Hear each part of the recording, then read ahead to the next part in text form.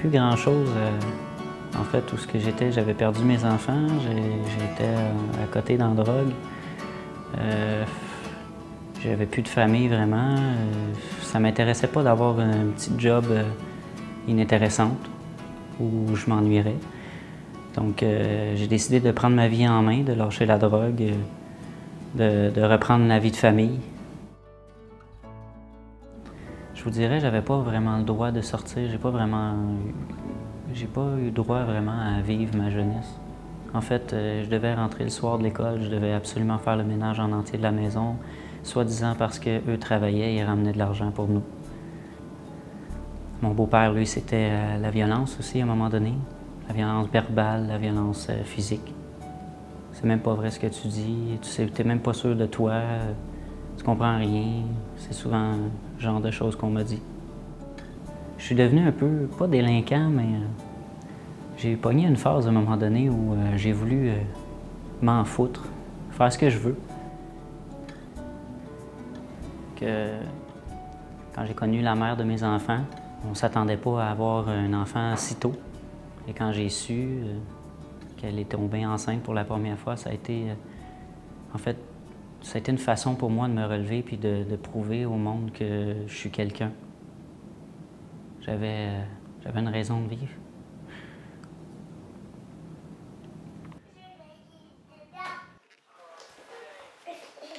Attends une minute.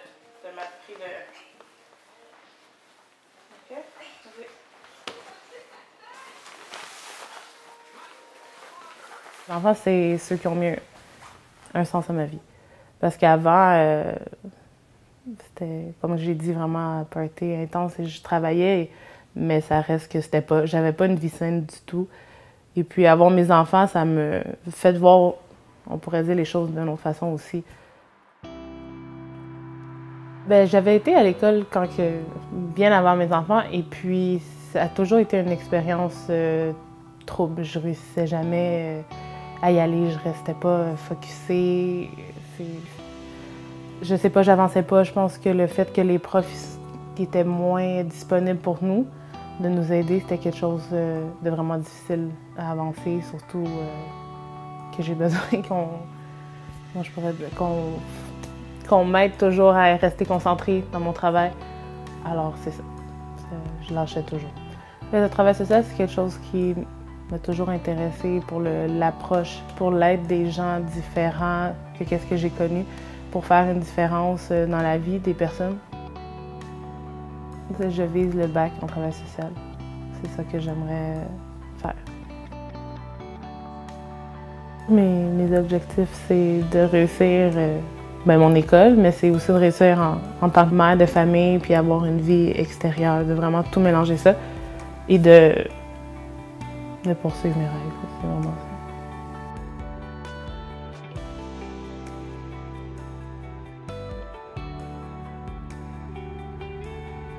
Les jeunes aujourd'hui, en 2017, par rapport aux jeunes avant, je crois qu'ils subissent davantage un système qui est de plus en plus, un système qui fait un tri dans ses élèves et qui laisse de plus en plus de jeunes pour compte. Je pense que les gens, souvent, ont besoin de trouver de l'espoir quelque part. T'sais.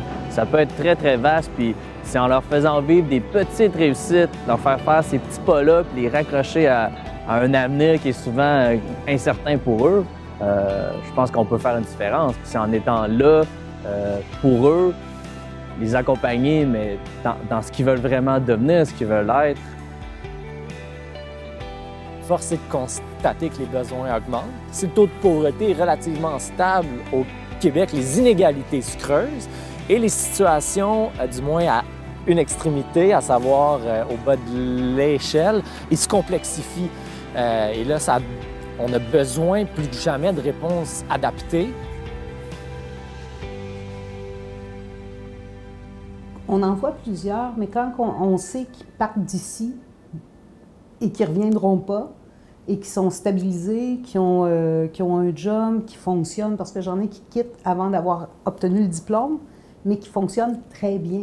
Fait que, tu sais, on sait qu'on leur a donné assez d'outils pour pouvoir fonctionner dans la vie. puis pouvoir aller chercher ce qu'ils ont besoin aussi dans les autres organismes. Je dirais par exemple qu'on a peut-être plus de jeunes qui viennent de familles dysfonctionnelles. La famille, elle est plus distante, plus éclatée, puis ça cause beaucoup de problèmes au niveau de l'enfant qui a grandi, puis qui grandit avec des lacunes. Mais ça reste que c'est mon regard sur les jeunes, parce que sinon, je te dirais que ça reste quand même des jeunes qui apprennent, qui apprennent la vie. Le Halo a toujours été là pour me relever. Je veux dire, ça m'a toujours apporté une tranquillité, le fait que j'ai pas à penser hydro, j'ai pas à penser le loyer est trop cher, comment je vais faire, j'ai pas à manger les ongles, j'ai pas à stresser en fait. Là. Ça même à me concentrer même sur moi. Je trouve que c'est une bonne chose que ça ait été conçu. Ce que je suis le plus fier, c'est d'être parent. Je pense que pour moi, ça reste une fierté. Je pourrais dire aussi le fait d'avoir, si je parlerais que pour moi, le fait d'avoir arrêté la drogue, qui était une grosse difficulté pour moi. Le fait de vouloir avancer puis de faire autre chose, pour moi, ça a été... En fait, je suis fier de moi aujourd'hui. Je me regarde et je me dis, waouh! Je me dis, je me voyais pas comme ça il y a 3 ans, il y a 2 ans. C'était pas, j'avais pas du tout la même vie.